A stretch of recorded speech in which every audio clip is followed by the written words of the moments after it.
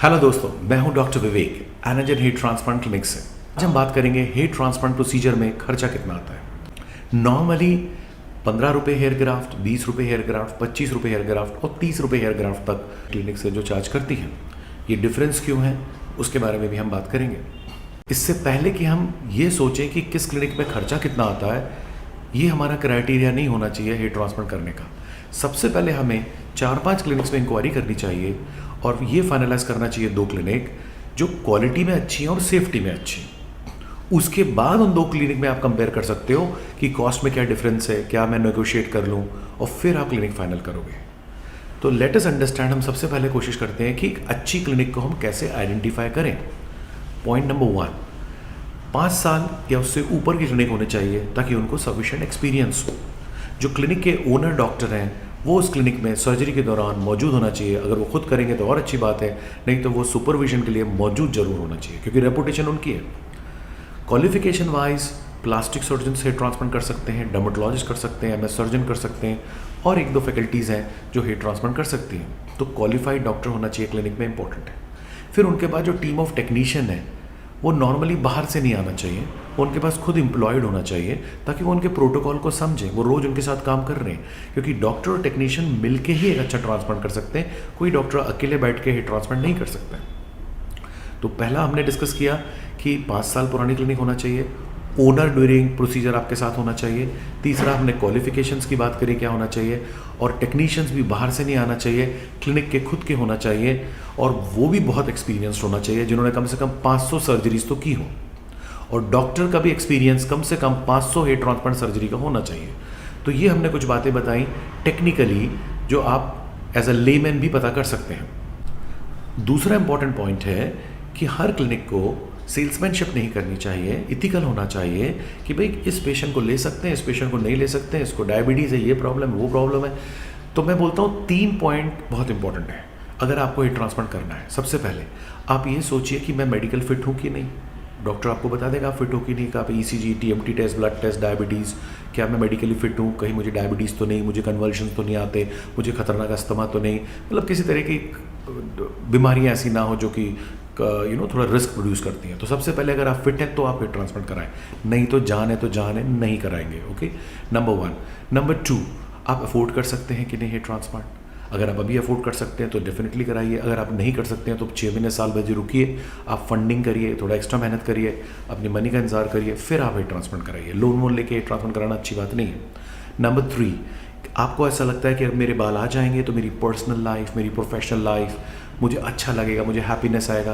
तो 3 चीज़ें, medically fit, affordability, और क्या इससे आपकी ज़िंदगी बदलेगी, आपको बहुत अच्छा लगेगा, हैप्पीनेस आएगी, तो ही आप हेयर ट्रांसप्लांट करवाएंगे। तो डियर, अभी आपने समझा ड्यूरेशन कितनी पुरानी क्लिनिक है, क्वालिफिकेशंस क्या हैं, 500 हेयर ट्रांसप्लांट से ज़्यादा का एक्सपीरियंस है डॉक्टर और टेक्नीशियंस को, ओनर खुद है वहाँ पर, प्रॉपर टेस्टिंग हो रही है कि आप फिट हो कि नहीं, इमरजेंसी डॉक्टर वहाँ पर है कि नहीं, जो ऑपरेशन थिएटर है उसको हाइजीनिक है कि नहीं, वहाँ सेफ्टी के सब इक्विपमेंट्स हैं कि नहीं, ये भी बहुत इंपॉर्टेंट है।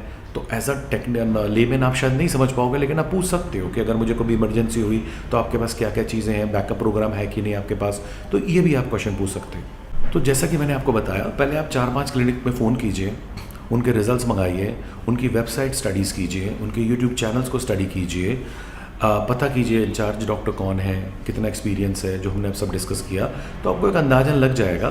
फिर उनमें से कुछ क्लिनिक डिसाइड करके कंसल्टेशन कीजिए, उनको बोलिए कुछ पेशेंट्स के हमको नंबर दीजिए, अगर क्लिनिक में कोई पेशेंट्स हैं तो उनसे बात कीजिए, और आप प्रोसीजर देखना चाहते हैं, OT देखना चाहते हैं तो वो देखिए। क्योंकि देखिए, ये भी सच बात है कि हर कोई अपना बेस्ट रिजल्ट ही दिखाएगा, ख़राब रिजल्ट तो कोई दिखाएगा नहीं। तो आपको कम से कम 10-15 रिजल्ट या 3-4 पेशेंट से तो बात करनी पड़ेगी उस क्लिनिक के जिनको अच्छे रिजल्ट्स आए हों। तो इससे आप थोड़ा एक स्टेप और भी ऑडिट और स्कैन करने के लिए क्लिनिक के बारे में जानते हो। इसके बाद हम थोड़ी टेक्निकल बात कर लेते हैं। We are among the top 10 clinics in the country. Okay, जो टॉप क्लिनिक्स हैं उन्होंने कुछ ब्रेक थ्रूज किए हैं। वो क्या है, 2000 अभी तक क्या होता था कि ग्राफ्ट्स को पंच करते थे, सब लोग बाहर रखते थे 2-4 घंटे, किसी भी सोल्यूशन में रखें और फिर लगाते थे। तो जैसे उंगली है, कट गई, 1 घंटे के अंदर नहीं लगाई तो नहीं लगेगी क्योंकि ब्लड सप्लाई ऑक्सीजन चला गया है। ऐसी बाल, अभी लेटेस्ट टेक्निक क्या आ गया, इंस्टेंट FUE, मतलब हम बाल को थोड़ा पंच करेंगे, लगाएंगे, फिर पंच करेंगे, फिर लगाएंगे। तो हेयर ग्राफ्ट मिनिमम टाइम बाहर रहे। जैसे एक पौधा होता है, आपने एक गमले से निकाल के दूसरे गमले में रखा, तो कम से कम टाइम में आप लगा दोगे मिट्टी के साथ तो आ जाएगा। अगर आप 2-4 घंटे गार्डन में रख दोगे तो शायद नहीं भी आए। तो इंस्टेंट एफयू नई चीज़ आ गई है कि पहले आप स्लिट्स बना लीजिए, थोड़े से ग्राफ्ट पंच करके निकालिए, लगाइए, निकालिए, लगाइए। इसको इंस्टेंट एफयू कहते हैं। इससे रिजल्ट्स बढ़ गए हैं, फास्ट हेयर जल्दी आ जाते हैं ग्राफ्ट, और रिजल्ट्स बढ़ गए क्योंकि उसको शॉक नहीं होता है। उसको जो ऑक्सीजन नहीं मिल रहा था, ब्लड सप्लाई नहीं मिल रहा था, वो इमीडिएटली सीरस फ्लूइड जो यहाँ रहता है 3-1 दिन वो उससे जिंदा रहता है। बाद में ग्राफ्ट की जो कैपिलरीज हैं और स्कैल्प की कैपिलरीज हैं, एनास्टोमोसिस होता है, न्यू वेस्कुलराइजेशन होता है, और फिर उसको अपना सपोर्ट मिल जाता है जिससे कि वो ग्रो हो सकता है। तो इंस्टेंट एफयू एक टेक्निक है। क्या वो करते हैं कि नहीं? बहुत कम लोग इसको करते हैं। ऑफकोर्स धीरे धीरे सबको पता चलेगा, सब करने लग जाएंगे, नंबर 1। फिर दूसरा इंपॉर्टेंट होता है कि उनके हेयरलाइन डिज़ाइंस देखिए कैसे हैं, क्योंकि बहुत कम लोग हैं जो जानते हैं कि सॉफ्ट हेयर यहाँ से निकाल के फेदरी अपीयरेंस देते हैं जिगजैग के साथ। तो पहले सिंगल सॉफ्ट लगाने रहते हैं, फिर सिंगल लगाने रहते हैं, फिर डबल ट्रिपल आते हैं। कई लोग सिंगल लगा देते हैं डायरेक्ट, सॉफ्ट नहीं लगाते, तो वो फेदर जैसे पंख होता है ना, वो इफेक्ट नहीं आता है। और ऑफकोर्स जिगजैग करना है, regularly macro irregularity, micro irregularity, zigzag करना है, आपको वी शेप करना है, स्ट्रेट करना है, आप साइड में बाल करेंगे, आप पीछे बात करेंगे। ओके, सो आपको ये देखना है कि उनकी हेयरलाइन डिज़ाइन कैसे है। फिर आपको ये देखना है कि भाई ये क्लिनिक भी 4000 ग्राफ्ट कर रहे हैं, वो भी कर रहे हैं, कौन अच्छी डेंसिटी दे पा रहा है। ऑफ कोर्स जिसके बाल मोटे होंगे उसकी डेंसिटी अच्छी आएगी, जिसके पतले होंगे कम आएगी। तो कुछ क्लिनिक्स ऐसे होते हैं जो इल्यूजन ऑफ डेंसिटी अच्छी देते हैं, ग्राफ्ट को इंटरलॉकिंग इस तरह से अरेंज करते हैं, और लेटरल स्लिट एक टेक्निक है वो करते हैं, जिससे कि आपको कम ग्राफ्ट में भी ज़्यादा रिजल्ट आ जाते हैं। तो आपको देखना है ये भी ये 4000 ग्राफ्ट का रिजल्ट दिखा रहा है, इसका ज़्यादा अच्छा दिख रहा है, इसका थोड़ा कम दिख रहा है, सब्जेक्ट टू कि दोनों की थिकनेस बाल की बराबर हो। 2 क्लिनिक 4000 ग्राफ्ट कर रही है, एक की डेंसिटी ज़्यादा आ रही है, एक की कम, ऑल तो दोनों के थिकनेस एक थे। तो वो क्यों आता है? क्योंकि वो इंटरलॉकिंग अच्छी करते हैं, डिस्ट्रीब्यूशन ग्राफ्ट का अच्छा करते हैं। ओके, जैसे ब्रिक्स लगते हैं ना एक दीवार में, तो ईंटें लगी हुई हैं, बीच में सीमेंट है, अगर एक के पीछे एक मैं पौधे लगा दूंगा तो डेंसिटी अच्छी नहीं आएगी। लेकिन हम ऐसे करके ब्रिक्स जैसे ईंटें लगाते हैं दीवार में वैसे लगाएंगे तो इंटरलॉकिंग हो जाएगी, तो डेंसिटी अच्छी देगी। दूसरा, हमें 300 ही ग्राफ्ट हमारे डॉक्टर्स को चाहिए singles, okay, may be approx. बाकी हम चाहेंगे 3 और 4 फॉलिकल ग्राफ्ट लें। तो किसी ने 4000 ग्राफ्ट किए, एवरेज उसके 1.5 फॉलिकल थे, तो 4000 इंटू 1.5 6000 ही बाल लगे। एक ग्राफ्ट में 1 2 3 4 5 फॉलिकल हो सकते हैं। फॉलिकल मतलब एक बाल, ग्राफ्ट मतलब झुंड ऑफ बाल। तो अगर किसी ने 4000 ग्राफ्ट किए लेकिन उनके एवरेज 1.5 हेयर फॉलिकल बाल एक ग्राफ्ट में हुए, तो 6000 बाल लगे आपको। दूसरा क्लिनिक क्या किया, 4000 ग्राफ्ट किए लेकिन 2.5 हेयर फॉलिकल एक ग्राफ्ट में लिए, क्योंकि उसने चुन चुन के लिए जो मोटे थे, तो इसने 10,000 फॉलिकल दिए। 2.5 इंटू 4000 इज 10,000, 1.5 इंटू 4000 इज 6000। तो दोनों को आपने पेमेंट तो 4000 ग्राफ्ट किए, लेकिन एक जगह आपको 6000 फॉलिकल मिले, एक जगह आपको 10,000 फॉलिकल मिले। तो आप इंसिस्ट करेंगे कि मेरे 3-4 वाले फॉलिकल ग्राफ्ट आप ज़्यादा निकालें, मिनिमम आपको जो सिंगल चाहिए वो निकालें। ऑफकोर्स ये टेक्निकल है, आप कितना बोल पाएंगे मुझे पता नहीं। नंबर 3, ट्रांसप्लांट करते हैं तो मिनॉक्सिडिल, फिनेस्ट्राइड, कुछ बॉयल्स हो, कुछ डैंड्रफ हो, उसको ठीक किया जाता है ताकि आप ट्रांसप्लांट के लिए फिट हो जाएं।